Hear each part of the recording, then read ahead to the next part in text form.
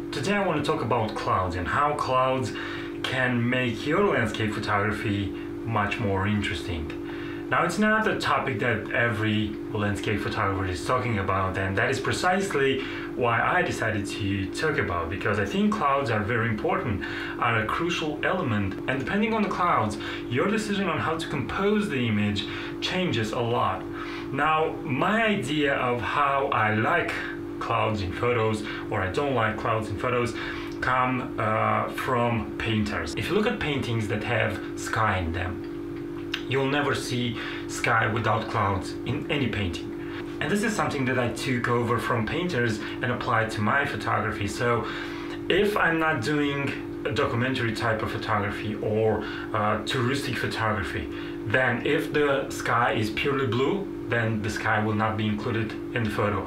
Again, if the sky is covered by gray clouds that have no definition to them, then again, I will not include the sky in my photos. I like storm clouds, really dramatic clouds.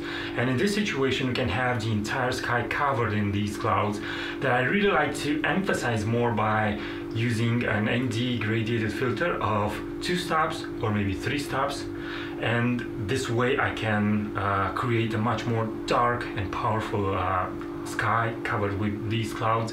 But then you will have a situation when the storm clouds kind of intersect with the normal sunny clouds. I don't know the technical talk about clouds. I don't know their names. It's not my intention to know something like this. I just want to create an image that is visually pleasant to look at. So the moment when these two masses of clouds intersect, they create something really, really beautiful, because all the light that is coming from the clouds that are still in the sunlight will bounce off the darkness and the dark purple of the storm clouds, and then you will create a really dramatic and powerful image.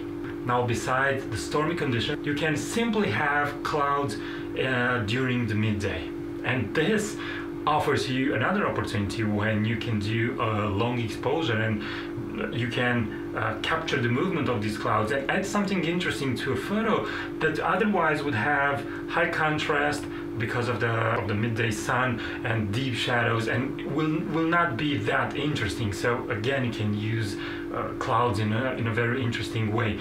And then there are special situations when, for example, clouds can be used to kind of mimic the landscape that it's underneath them. I know it sounds strange, but there are situations when it's just like God decided, okay, I will create some kind of a duplicate of the landscape. In other situations, clouds can really show proportion. You can really sense the feeling of something being really small when you have a really big and powerful cloud behind them. Also, clouds can be used to emphasize certain elements, because clouds are usually white and the elements are much more darker. So in this way you can create a really interesting separation and you can have really interesting images. They can also be subtle elements that, when captured in a photo, kind of work as leading lines going towards a certain subject. So clouds, I don't know how many times I said clouds in this video, but clouds are really, really important. I should not mention the most obvious situation when you have clouds during sunrise or sunset. If you have clouds during sunrise, you should be there at least 30 minutes before sunrise, because at a certain point those clouds will become red. So clouds in landscape photography are a really big thing and can really make your image stand out. Now, you can use the comment section below to say your opinion on this topic. You can also support me by buying one of my editing courses. The link is in the description of this video. And until next time, keep on photographing, because it's the only way that you can get better.